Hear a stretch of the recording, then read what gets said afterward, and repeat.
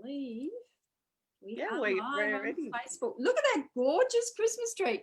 It's the 1st of December. Good morning, Creating Abundance with Creating Style. I can't even think of my own business group name. So Creating Abundance with Style group. So good morning, beautiful women. And good morning, Samantha Campbell. Is it okay if we call you Sam? Absolutely, yes. Beautiful. So good morning, Sam. Sam is our beautiful guest speaker today.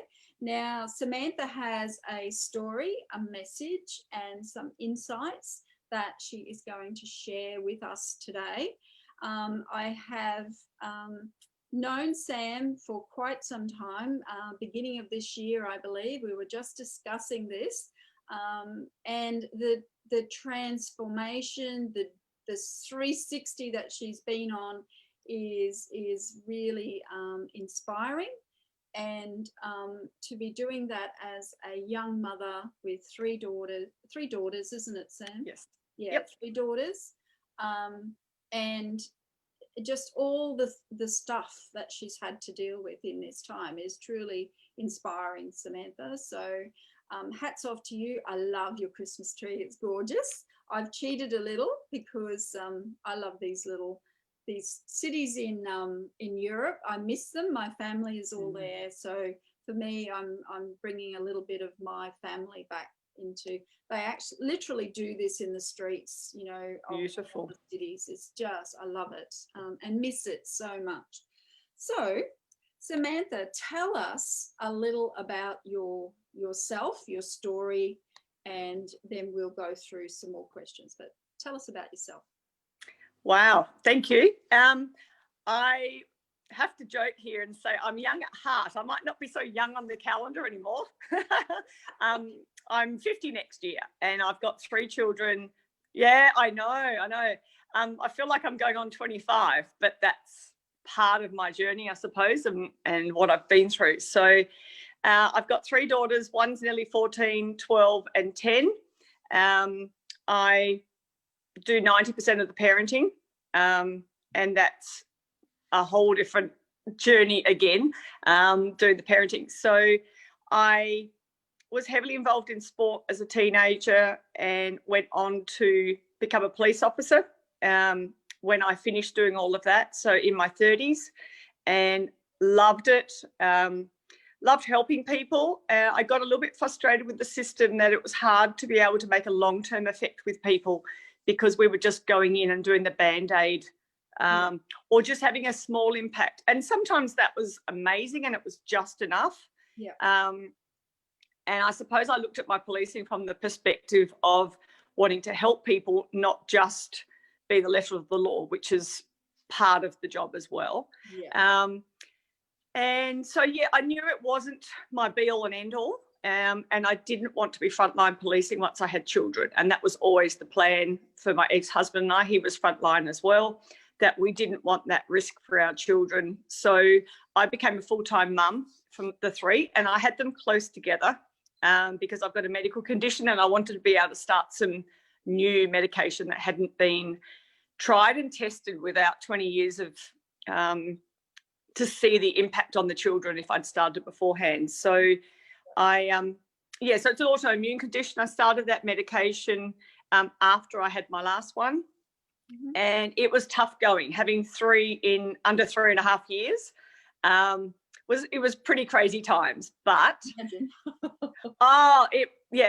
look, in hindsight, I think, wow, but I loved every minute of it. They're great kids, and my whole purpose was to be a full-time parent. I didn't want to be putting them into daycare and still having a career. Yeah. Obviously, definitely pluses and minuses to that. I didn't have a career to go back to because I had given that up. So in hindsight, I would do that differently. And then my mum has early onset Alzheimer's. And so I made the decision around the time our marriage was ending that I would take the children up with me to move into her house and help care for her in her home. Mm-hmm. And that allowed her to stay out of the nursing home system for another 2.5 years. Wow. It was a really, really tough gig for the kids as well as myself. However, beautiful memories. And yeah, looking back, even though it was tough, it was the right decision to do.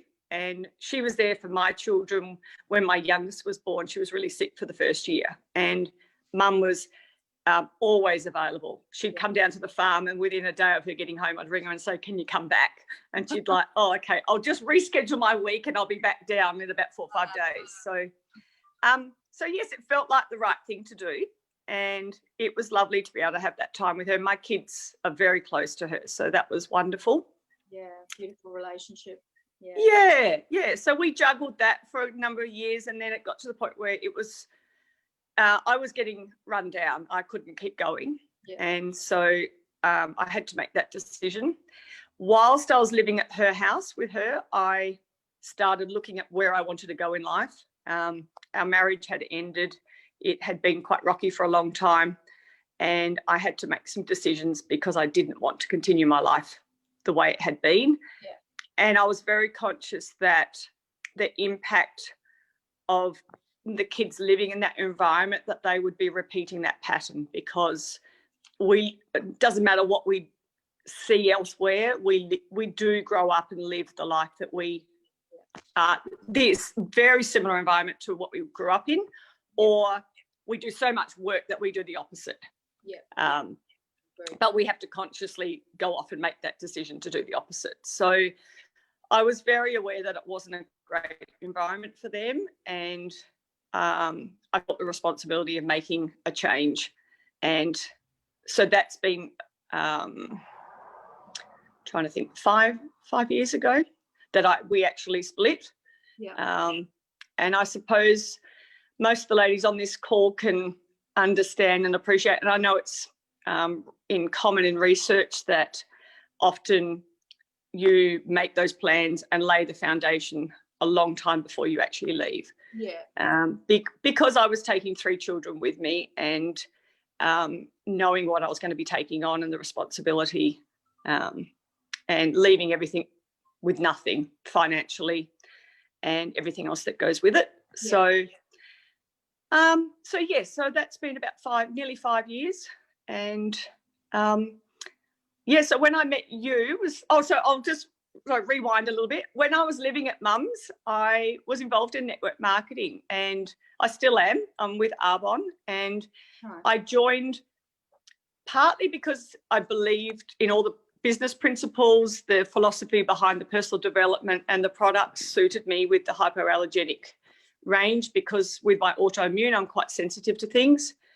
So I sort of fell into it, but not really ever running the business, because I totally lacked self-confidence and everything else that I needed to be able to go out and run something myself. And so they do some challenges where they do like a 90-day where you really do a personal development blitz, and it helps everybody, whether it's on a business level or the personal level. The friends I met were amazing. And so from there, I started doing some personal development, which I sort of knew about back in my 20s, but never quite did. And my parents sort of went, "Oh, don't be silly. That's all airy-fairy stuff. And that's not going to get you a real job." And real jobs, a real job, go to university, go get a job down the road, marry the boy from the school next door, have a nice, safe life. And of course, I rebelled against all of that. Right? I don't think I did any of that to plan. I've done everything other than that. So I started doing personal development, and one thing led to another. And I went to a business course in Sydney, and one of the presenters there is also a presenter for Tony Robbins' business mastery courses in America, as well as he's based in Newcastle, New South Wales. And one thing led to another, and I went to a Tony Robbins event back in September 2018, and that changed my life. And just as a starting point, and that's before my real change, the transformation happened, but that was the biggest stepping stone. And so I've become heavily involved in attending his courses and living a lot of his principles and how he teaches, and it seriously changes lives. It really does. And so I have done a lot of work. I think I've been to 4 conferences. I did 2 in Sydney, 1 in Cairns, and I went to Fiji at the beginning of this year. Wow. And I had about another 5 booked in, but of course with COVID haven't been to any of them. Yeah. And yeah, so they're all going to be rescheduled to next year and the year after. Beautiful. And yeah, so from there I realised and I joined a business network group and course where I met you. And it was by default because I actually joined because of Francesca's partner at the time, Eric. I didn't even know who she was, everyone laughs, and she laughs about that one. I joined because of him and not because of her. And then now I'm going, oh my gosh, I'm learning so much from her. This is awesome. So sometimes you don't realize. Tony Robbins, wasn't he? He was strong. Yes. So I saw him at Tony Robbins at Cairns at Date with Destiny. Yeah. And he did an activity where he went up on the stage and did an activity where you had to speak from your heart and not your head. And it was really empowering, and it had a big effect on me. Yeah. And so I followed him on social media from there, and one thing led to another. He was coming to Perth with Francesca, and so I went, I'll go and have a look and network. Yeah. And didn't realise where that journey was what that was going to open up. So that was... It's funny how sometimes you have no idea of where you're going to be led. Yeah, that's exactly right. So that was, so that was the beginning of it all, Samantha, right? And yes. So now you consciously help other women on their journeys. So share a little bit about, the Empowering Extraordinary Mums and what you do in there now. So, Yeah. So what I found is that I had immersed myself so much into Tony Robbins, into doing NLP, which was it's a part of what he does, but it's another modality of helping you transform and work through things in life. Yeah. And I realized I never went into this thinking I was going to help others. I went in it just purely to try and pull my life back together. Yeah, I was in, we were talking before, but the first time Lucia met me, I was an absolute mess. They ended up cancelling or finishing up the call for a group training early because I was bawling my eyes out. I get upset. Yeah. And I didn't even realise then that I suppose my whole purpose of starting was I just wanted to help other people not have to go through the pain I'd gone through. Yeah. And to not have to have your life totally fall apart and lose everything before you realise that you need to change or do something different. Yeah. And so I'm a huge advocate for a couple of things. One is, why don't you have a look at what's out there and what you can do to change and enhance your life without it having to fall apart first, and then go, okay, I've got to do something different. Build on who you are and grow as a person. And secondly, that our children model exactly who we are, how we think, how we behave. Monkey see, monkey do. Monkey do. Yes, so true. And it's still about that now, monkey see, monkey do, even though they're teenagers. Hats off to you for stepping out of that environment where they would think that was the normal. And this is something that I have taught my children and my grandchildren, is that what you're showing your children is what they're going to be expecting in their relationships in life. So if you want to change that, you have to do something about it yourself. And then you will have that. It's almost like a subliminal change, like it's that subconscious change. So making that conscious decision to change and go on a different path. I was talking to a lady last night who lost a partner, but she was still doing so much for her children, and then she got this aha, that it's time for her to have some time for herself, like whatever journey she needs to be on. The kids can be supportive, or they can choose not to be supportive. It's up to her to make that first step, though, to just go on that journey and make those changes. So I love that you've done that, Samantha, you know, and it was powerful that day that I was holding space for you in that meeting. My heart was just bleeding. Like, I really felt your pain, but I look at you now and I just think, oh my gosh, what a powerful woman, you know, like you've got so much strength. So we're going to bring it back now to, I guess, a style concept, because I'm a stylist, as you know, and a coach. So I do talk about what we wear, but I also talk about how we feel when we're wearing that. So the energy that's attached to whatever we are wearing. Is there a go-to style for you now that possibly, you said that you're coming up to 50, that you possibly wore 10 years ago that you wouldn't wear now? Is that style evolved and changed, or is it still the same? Well, I'm probably the 1% of the population. I called myself a blimp from when I was back in my 20s. I was very overweight. I looked like I was 100, 120 kilo. I wasn't, but that was just how my body sat. So, yeah. And now I'm at the, what I would call is my blueprint ideal weight. So I'm the slimmest I've been and the fittest I've been for years. And so what I can wear now is totally different to what I wore back then. Yeah. I hid under my clothes. Yes. And I looked, and I didn't love myself. I didn't believe in myself. And so nothing felt comfortable. I didn't feel like anything looked good.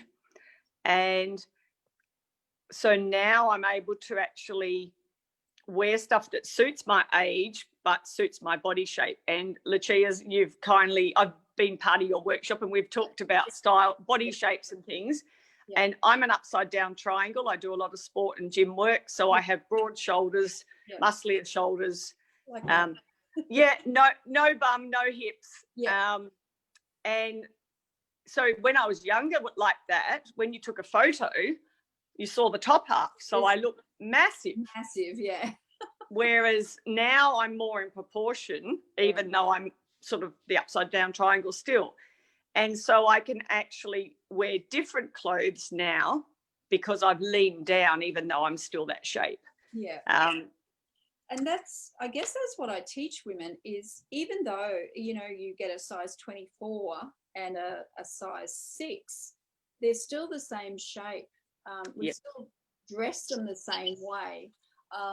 And it's understanding that and learning to love that about yourself, you know, like learning to love the fact that you are a particular shape and then what styles will work for you. So, I've seen your wardrobe of late, Samantha. It's just nourished. I love it. Well, it is gorgeous. For the new people that haven't met me before, everything was navy or black.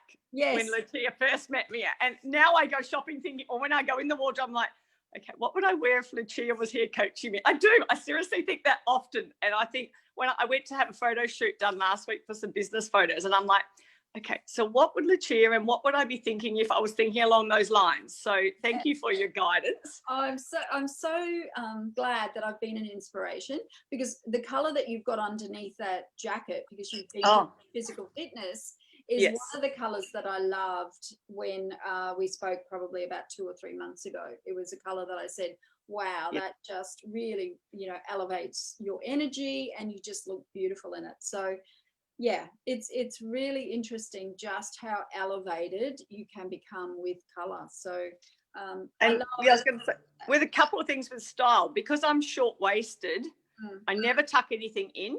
Yeah. And I never wear belts.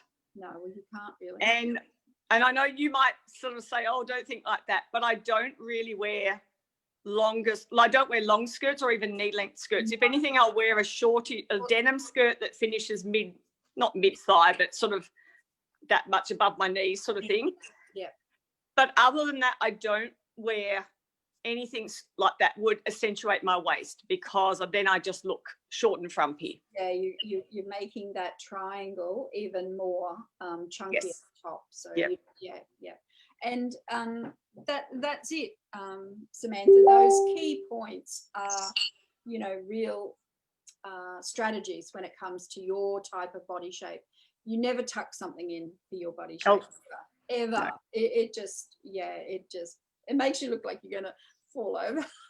Unless you're going into a bad taste party or something like that, it's not an option. No, it's not an option. And I learned that as a child. It just looked horrendous. So, we tend to dress intuitively, and we've seen ourselves in the mirror plenty of times that we know intuitively, but it's like everything else. We've been led by the fashioners, the fashionistas, that this is in style now and let's go with this, but it doesn't work for everybody. It's okay. For me, I do the 70-30%, and 70% of your clothing is classic, essentials, like you were saying, that denim skirt, that's a true classic. The denim jacket, that's a true classic. And then you just add those little key pieces, if you like, of color that's in fashion. Floral prints are everywhere at the moment, that sort of thing, just to make yourself look like you're following fashion, but you've still got the basis of your wardrobe. So that's my teaching in a nutshell, basically, is not to follow fashion, because that's when you've got to renew, replace, and it's financially, you can't do it. It's too expensive. So, yeah. And I've been on a limited budget for many years. And so I didn't, I would probably be a retailer's nightmare, because I'd be lucky to go and buy one thing new ever, a year type thing. Or if anything, I'd buy sports clothes and no going out clothes. So my middle daughter took me shopping the other week, and we went and found some clothes for me, which was loads of fun. Yeah. And she photographed front and back in the change booth, so I could actually compare them all afterwards and flick through them and go, no, yep, oh, definitely that one. So having my mini stylist go with me. Oh, she's just hit something. Sorry. Are you still there? Yep. So yeah, I just had a school phone call. Yep. Okay. Oh, good. Okay. So what are your greatest, what are your greatest achievements and in style and on that journey? So, your body and understanding your body, and then, putting it all together. So what was your greatest achievement in that journey? Listening to my body of what foods, this sounds a little bit abstract, but the foods that worked for my body, and that I was able to lose weight and maintain a healthy body overall. So for those that are into nutrition a little bit, I generally have an alkaline diet, which really balances well for me. And that way the weight's just fallen off and I'm able to maintain it. I'm very careful on my base nutrition, making sure that my food's really quality. I do lash out, or I do treat myself when I'm out. But generally what we have in the household's pretty healthy, which has allowed me to stay fit and healthy at my age and be as active as my kids. So by doing that, that's allowed me to be able to fit into the clothes that I do like and that look nice. And coming back to Tony Robbins, it's about setting the standard of what's acceptable for yourself. And so what's acceptable in your body shape, what's acceptable in your standard of living. And if you're going to have the extra ice cream, well, then that's going to be the body shape you are. Whereas if you cut back and maybe have half of it, then you're not going to be overdoing it. So I'm a big one along those lines, is have some, but don't. If you lower your standard and you decline on, you're going to pay the price for it. I suppose it's not the best way of saying it, but there's a So from that perspective, that's allowed me to be able to have more choice now. And I think all of that ties into really finding out who you are and being happy with who you are on that really core, deep level. Yeah. Because if you haven't got that, you're not going to be happy with everything else that's going on in your life. So tell me, when we were back there with the black and the navy, was there still a little bit of that covering, not really confident, not listening to your intuition, you know, like that intuitiveness that you had about color and your style. Do you think that was what was happening? Like, were you? They were safe colors Safe. because I know I look better in the stronger colors. Yeah. Anything that's mid-tone or lighter just makes me look washed out. Yeah. Yeah. It does not suit me at all. So I tended to go to those because I think it gave me more color in my face and my skin tone. Yeah. And also I was often overwhelmed or confused about what to pick and and then you go into the shop and the retailers would say, oh yeah, that looks lovely. And you're like, but you've said that for the last 10 things. Yes. And I don't know whether to believe you or not believe you type thing. You're always thinking, are they sales orientated, you know, or they really want what's best for me. Yeah. So I understand that one. Yeah. And I often say to them now, and I say it in a polite way, but look, yes, I would really like to buy something today, but I'm only going to buy one thing and I want to make sure it suits my body shape. And so I just make that as a starting comment when I get there, so that they're not just going to throw anything at me. And then I sometimes even talk them through, look, I've got the upside down triangle, so I try and minimize that. What have you got that along the lines of these styles, which I like? Yeah, beautiful. That's awesome. So giving them some style advice. I'm not sure about that, but I suppose it's more just to engage with them so that they maybe being a bit, I believe, and I'm not sure if this is true because I haven't been in retail for a long while, so I believe they are still very highly sales driven. And I believe that they have not had any experience around, you know, what suits particular bodies and stuff like that. They're very visual as salespeople. So, you know, I know a number of times I've gone in and, you know, with a client and they will say, oh, that looks great. And I'm looking at it and going, you know, really, it's not, you know, it's not fabulous.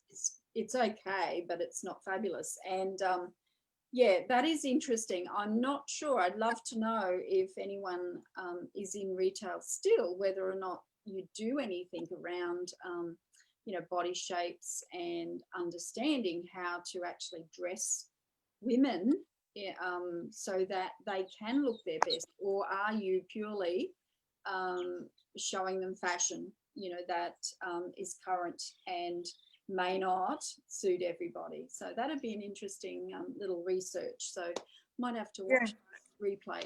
And I noticed I haven't pressed record, so I'm sure my beautiful VA will do that for me. On that point, Lucia, I was going to say, you notice a lot of the staff in the retail stores are wearing, obviously, the shop range because that's part of the policy. I understand that. And I wonder whether they have received that body shape training, because sometimes I look at the combinations that they put together and I wonder whether it's not necessarily the shape that suits the design that suits their body shape. Yeah, so that's what I see as well. So that's my thought, you know, maybe there is something in there that they're not actually educated around. And that would be incredible for for the whole company in the industry with all that training would be amazing for everybody. Yeah, exactly. I know my coach, she actually works out of Chadstone, which is in Melbourne, and she does a lot of the styling for the different department stores that are around in Chadstone. And I think she's got probably about 6 women that work and help her in the department stores, because not everyone wants it. But, you know, if they do want it, then, you know, giving some coaching around that is a really good way of not just selling anything to people, you know, and we see that in mass everywhere. So, you know, it's unfortunate. So what advice would you give women who are wanting to create a change in their lives, but aren't really certain, aren't really sure, you know, those mamas there that are maybe beginning to take that entrepreneur step? What would your advice be to them? I would say to start reading personal development, or just any non-fiction type books that are going to expand your knowledge about a topic that you're interested in. Watch this amazing presenters on some of the YouTube channels, Evan Carmichael, Tom Billier, Lisa Billier, his wife. They're just a couple. Ed Milet. There's some amazing presenters out there.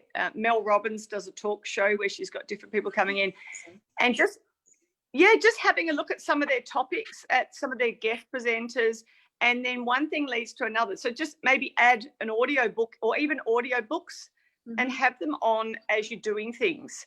Rather than play music all the time, pop some of those on, because it's amazing when you start to learn things, the knowledge and the information and the inspiration it gives you. It's just incredible that you don't have to suddenly change overnight, but you can just start growing on who you are. And I think that builds, as I said, building that inner peace and happiness and love for yourself, because love for yourself is where it all starts. And then if your cup is full, then you can give to others. If your cup is depleted, you've got nothing left to contribute to the world, to your children, to your partner, career, anything. And I think, when you're in that happier space, then you're able to make decisions that, like with your style, that you're actually go back to your intuition and go, what does my heart feel? Does that really look great on me? Or for example, I love your red top, and you go, oh, wow, that just looks amazing. And it's inspired me to think, oh, I'd love to go and find something bright to put on when I'm not wearing my sports gear. So it just changes your perspective about the world and everything. Yeah, really think about how colour and what you're wearing has such a power over your emotions and how you're feeling about yourself. It just elevates so much of that energy for you. So it can be a driver. Color is a driver. You go to anyone and ask them what their bedroom is like, and they'll say it's tranquil, it's blue, it's it's got all these amazing colors in it, blah blah blah. And then our kitchen is reds, and it's all energized so that we eat well. And color has such a power over us as individuals. So bringing that and reflecting that outward, that elevation and that love and for your purpose. I love that you said finding peace. Finding peace is something that has taken me so long, because I've always been one to strive, thrive, achieve, and push, strive, achieve. And when I get to achieve, it's like, it's something's missing still, So I'm finding peace with the fact that not everyone's going to want to know about color and style and whatever I coach, but that's okay. I'm peaceful now about what I do. And I love that consciousness with your group, the Empowering Extraordinary Mums. You're in there and you're just nurturing those women to empower them to be who they choose to be, and be peaceful and happy with that. So love that. So Samantha, where do you see yourself in 5 years' time? Oh wow, I don't know, because what I've done in 1 year or less than 1 year has been pretty mind-blowing, even for me. I look back at where I was and think, crikey, how did that all fit in and happen? So in 5 years, I would say, obviously my children, my oldest will be out of high school, so that will be pretty incredible. I'm just having a look. My other two will be mid-high school. I'd like to see that my business has grown, that I'm able to have a successful impact on inspiring and helping other women and mums. And the ripple effect that will have to their partners and their children. And hoping if I can be a connector to be able to interview people like yourselves and share on the page and share everyone's gold nuggets around, because the world will be a better place by doing that. So yeah, just keep building and growing and having a positive impact on the world is my go. I'm sure that's what's going to happen, you know, because what I've seen in 12 months or almost 12 months has been phenomenal. You've got a VA now, which, like, if we had said that, Eric had said that to you in February or March or whatever it was, you would have gone, you've got to be effing kidding me, you know, like it would have been so. Well, even July and August, it was like, oh, that's not real. That's not going to happen. But it's amazing when you have a team helping you. Yeah. And I've heard this from, you know, top leaders and Tony Robbins, and everyone else around saying, oh, it's a team that makes it all happen. And you go, yeah, I've heard all that before.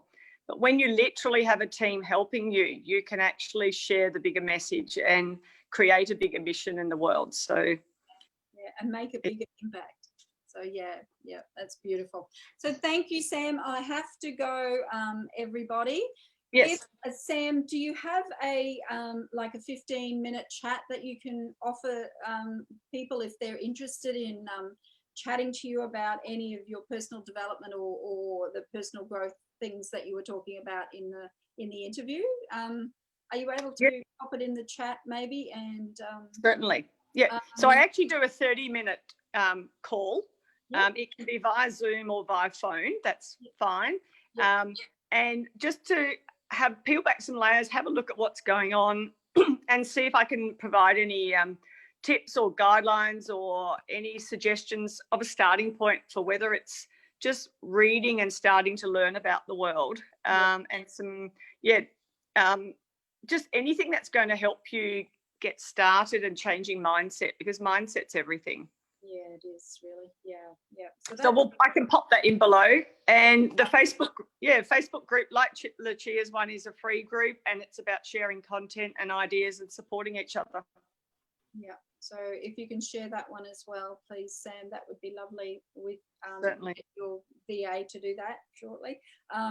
So we've got to go now, guys. So it's been beautiful. I've enjoyed it so much, Sam. Thank you. We've been trying to do this for over a month now. Happy Christmas to you and your family. Wishing you a beautiful 2021. And I know that we're going to collaborate and do more together. So happy Christmas. Absolutely. Thank you that have been watching.